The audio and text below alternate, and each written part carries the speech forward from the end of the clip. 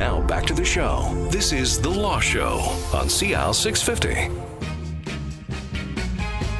Hey, church, baby, I'm back. And if you think I can't dance now, man, just watch my act. Welcome back to The Law Show here on CIL 650. We're talking about, well, after the longest election campaign in the history of the country, lots of changes going on at all sorts of government levels. And we're here to tackle the immigration and citizenship aspect of some of the changes that might be coming down in the days, weeks, and months ahead. Our guests are Alex Stojkovic and Rudy Kisher. The firm is Maynard Kisher Stojkovic. They are immigration and citizenship lawyers, both, along with Gordon, of course, in Vancouver downtown at 1168 Hamilton Street. We talked about the promises made by some of the players in this long election campaign, touching on, among other things, the refugee crisis coming out of the Middle East and how they might move to honor some of those commitments they made. One of the, and I said that one of the things that it was probably the only immigration and citizenship matter that received any attention during the election campaign. And Alex very quickly pounced on me and said, except for that little matter of the face covering. That's not technically a citizenship and immigration issue, is it, Alex? But of course, it was code for citizenship and immigration issues. Yeah, it's really, when you look at it, it's more of a religious rights issue, but it goes back to who are the people we are letting in and how are they fitting in. And I think it's important to look at that issue to remind people what it was about. So the face covering is called the niqab, right? Right, yeah. And what had happened is a woman had applied for citizenship, met all the criteria, so she was in Canada enough, spoke English to a level that was acceptable, did the knowledge test, so had the correct, met all the qualifications under the Act. There was a directive sent out by the department, so it's not a law. Right. It's not a regulation. It wasn't voted on by Parliament. It was a directive sent out by the minister saying that anybody wanting to take the oath, which is a necessary part of the entire citizenship process. Sure. So at the end of, and every Canada Day, there is usually a news clip on that where you see everybody standing in a room and the citizenship judge presiding over a swearing-in ceremony. And we had that conversation this year, earlier after Canada Day. Exactly. It's on a beautiful show. We all feel proud that Canada is a welcoming and tolerant nation. And into the regulations is written a provision that at a citizenship ceremony, the greatest degree of leniency towards religious freedom should be exercised. So, you are entitled at a citizenship ceremony to bring in your holy book of choice. Sure. So it doesn't have to be Right. the Bible, Mm-hmm. and for so people can bring in a Quran if they like to swear on that. Afterwards, there was a time period where the Gideon Society used to actually stand outside of a citizenship ceremony and give out free Bibles. That was stopped after a movement, an application by people that were concerned that was sort of putting too much pressure on people, so that they've stopped That's that. gone, right. But you're allowed to bring in your own holy book. Sure. And people are allowed to wear, turbans, etc. But the government felt that you had to show your face. Now, it's important, and I think, sometimes people miss the point, is the woman who was swearing in, doing the swearing-in ceremony, she has already been identified by an officer. Right. Right? It was acknowledged that she had revealed her face to an official Yeah. for appropriate identification purposes. Exactly. So Right. identity clearly is not an issue, right? So the minister, what you saw here, I think, was the Conservatives sort of, trying to find a wedge issue. And if you look at the way this case went forward, it's interesting that that the appeal, the decision came down, and the decision to appeal the decision came down in the heart of the election. Absolutely. And I don't think that was an accident. I think the Conservatives are a little, are very sort of. They're chess players in this game, and I think they saw it coming, and they put that to be a heart in the middle of the election campaign. And I don't think it served them the way they thought it would. Okay. So, and it's because the federal court ruled that the ministerial directive was wrong. Yes. She had every right in the world to cover her face, provided she adhered to the rules and allowed immigration officials to see her face and check the box. Yeah, it's her. And what the judge said was very limited. What it said was basically, maybe you want to make regulations on this, but you haven't made any regulations. So, it's really a sort of an administrative law point, and it might be a little bit boring to go over this a little bit, but really what the judge is taking a look like, were you fair in the way you did this? Right. Yeah. Right? And if you take a look at the fairness, the regulations don't provide for this. They provide for religious freedom. And if the government wants to change something, they got to go back and change the rules. And it's not in the least bit boring. It's the law show, my friend. And how judges arrive at decisions is critical to understanding the law and being able to appreciate what we have in Canada. I know this is not really to do with the election per se, but it is important for a moment that your listeners appreciate that the oath is something that has been litigated now quite a bit in the last few years. The actual wording of the oath. Yeah, that's correct. The oath is to the Queen. Yes. And it has been found constitutionally sound. There was a challenge by multiple group of people, one fellow who was an Irish Republican who refused to take citizenship because to him the Queen is a symbol of oppression, a fellow who is self-identified as Rastafarian who took the same position, that this is a colonial anachronism, and as someone of West Indian origin, he refuses categorically to acknowledge the Queen's sovereignty. This has been challenged in court, and the court has put this to bed. Right. You're not swearing an oath to the Queen, really. You're swearing an oath to the Queen in her role as the symbolic head of the Canadian country. state. Absolutely. So you are swearing to Canada. Yes. That's what you're actually swearing to. Right. And the courts have now ruled on this. So the oath itself, which I think some people have lost a bit of the sense of, it's something that, those of us who were born in Canada, I'm born in Canada, we never had to swear an oath to Canada, but it is for people, if you know somebody who is going to a citizenship ceremony, it is actually a very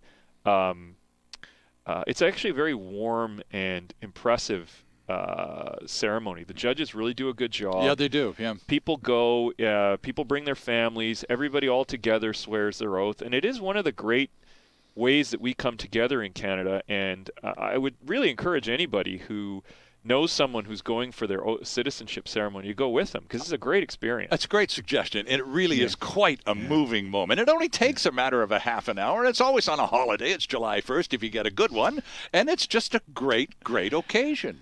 Well, it is, and it's something that when you see the face of newcomers, some of whom have waited a long time for this, to see how much it matters to them, it's hard not to be inspired by it. Okay, so let me on the heels of this discussion, let me just put this to you. This is a story. This is an ad in a newspaper I read a couple of days ago. Okay, I just thought I would print it off and bring it to you. This is the story of one of those people who would probably do just about anything to be in one of those immigration ceremonies we've just talked about. This is from a hotel here on the West Coast. And it's an ad. I got it in my inbox. They went to go stay at their hotel. But as part of the package, there was this thing about the Employee of the Month. And it says, meet Mike. He's our 5-star Employee of the Month as voted by guests. And it goes on to talk about what a helpful, can-do, smiley face kind of upbeat guy he is and what a terrific teammate he is. He's worked in the hospitality industry, including 3 years in Saudi Arabia. He has a natural way with guests. He's good at what he does. But the real inspiration behind his smile and his attitude, gentlemen, is his 2-year-old son back home in the Philippines. And here's the last paragraph of the article. Michael has lots of cool hobbies and says he'd love to be a firefighter someday. But his big dream is to become a Canadian resident and bring his son home. So, thinking warm thoughts about those wonderful immigration ceremonies that we've just talked about, how realistic is Michael's dream to become a Canadian resident and bring that little boy here? I was going to say firefighter. That hasn't been a really high-growth job in the last decade, has it? I mean, I'd hate to be the guy with the pin in the balloon. If somebody are you like talking immigration or firefighting? Both. When somebody, and we have people in this situation that come to our office and employers, and it's heartbreaking. You have to look at them and say, at your current job, the chances of you immigrating are probably, given the priorities of the BCPNP that have changed, I would say very slim, depending on where this. So this is a. Let me just stop you, because the BCP&P, that's jargon, and it means the BC Provincial Nominee Program. So it's a program. So this is the temporary foreign workers, so right? We'll take a step back here. For people to immigrate to Canada, there is a provincial system that allows people to immigrate or lets them get nominated and gives them a pathway to immigration. And then there's the federal system. And the federal system has always focused on what we call skilled work. Sure, right? Yep. So that's a traditional avenue that the government, the Canadians have been very comfortable with people immigrating. And the reason that we feel we do better perhaps at integration than maybe European countries is when we select immigrants, we tend to select people that have the potential to go into a skilled level job, right? So they're going to be working and maybe being rewarded at above the Canadian average in terms of income. Okay. When I take a look at this gentleman's situation, the problem we have is there has been a program that's opened up for probably the last 10 years that has allowed people to come in semi-skilled positions and work in Canada without permanent residency. Okay. So this is new, really very new to the Canadian environment, in the sense when I say new, maybe the last 10 years. And what has happened in the provincial system has allowed it to nominate certain people that could qualify for immigration, a set number, only 5,000 every year. And then out of this amount, I would say probably about 1,000 a year can come in under this hospitality program. Okay. So there was a program that he could fit under. Yeah. Unfortunately, that program has gotten really full. And now the government has, in Alberta, for example, where they have a similar program like the provincial nominee program, they take about 5,000 people a year in total. They have a 10,000 person backlog. So they've closed their program. They have all the people standing in line they need for 2 years. Okay. BC is in a similar circumstance. They've now closed their program. They're going to reopen it sometime in January. We don't really know what percentage. They're saying they're going to keep a hospitality program. But right now, could this person apply for immigration today? Yeah. Absolutely not. Really? Wouldn't qualify. But this difficult. is the way it's always been done in Canada. We are a nation of immigrants.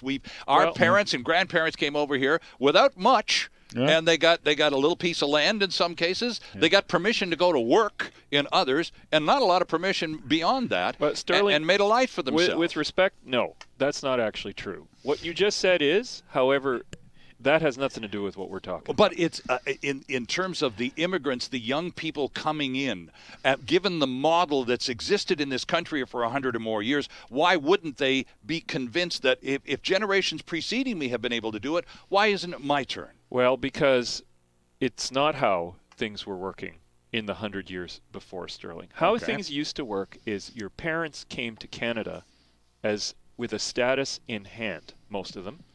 And with that status in hand, they chose what jobs were appropriate or not amongst the ones that were available. Okay. What has happened in the last 15 or 20 years is that we have started to fill temporary work positions with temporary foreign workers who do not have permanent resident status when they arrive. And do they understand that clearly from day one? That's a different issue. Some do, some don't. That's the story that I get out of this. This guy doesn't have a clue. The challenge that we have is that we've never done it that way. We've only started to do it in the last 10 or 15 years. And when there's pushback politically, like there was last summer with the McDonald's incident or the Tim Hortons case, where people feel that Canadian jobs are going to foreigners, the government tends to feel that pressure and tighten rules. This gentleman is also facing a 4-year limit on his work permit. That's all he can work here. Since April of 2015, there's been a 4-year limit. So he can work for your for the West Coast resort that sent this to you for 4 years, but that's it. Then he has to go home. So the resort has to either find a solution or he has to find a solution. Right. And the challenge that we have is that in going to a labor capital model for immigration, which is what we've done in the last decade. The challenge that we have with that model is what happens to the workers when there's a downturn. The workers have come to Canada with the hope of exactly what you said earlier. Right. The hope has remained the same. Mm-hmm. Absolutely. That hasn't changed. What's changed is their ability to do that is different than it was. The rules. The rules. Yeah. And the comment that we often, we're taking this from Don Dvoritz, who's a professor at Simon Fraser University. I know Don. There's nothing more permanent than a temporary foreign worker. These people have the hopes and aspirations of staying. Yes. They've been given a foot in the door and the promise of a pathway. But when that pathway closes for reasons that have nothing to do with decisions they've made, then they're put in a tough position, and Canada's put in a tough position. Right. And this is something that the next government will have to tackle. Do we continue with this labor capital model? The old model, the one that looked at human capital, which was the system that existed prior to 10 years ago, this did not put a focus on foreign workers. It put a emphasis generally on skills. So we're not going to choose you based on if you can fit into the workforce now. We're going to choose you based on your ability to find work in different types of scenarios. Right. That has been abandoned as being not precise enough for our labor market needs. But that was abandoned at a time when resources prices were high, unemployment was low. Right. What happens now when resource prices are low and unemployment's starting to creep up? This is the challenge policymakers will have to deal with going forward. We need to, I'm sorry, really, I need to take a quick break. We'll pick right up on this again, though. We're talking, well, a lot of immigration and citizenship issues in the wake of a long and colorful election campaign. It's The Law Show on CIL 650 with lots more still ahead after this. There's more of the show still ahead. This is The Law Show on CIL 650.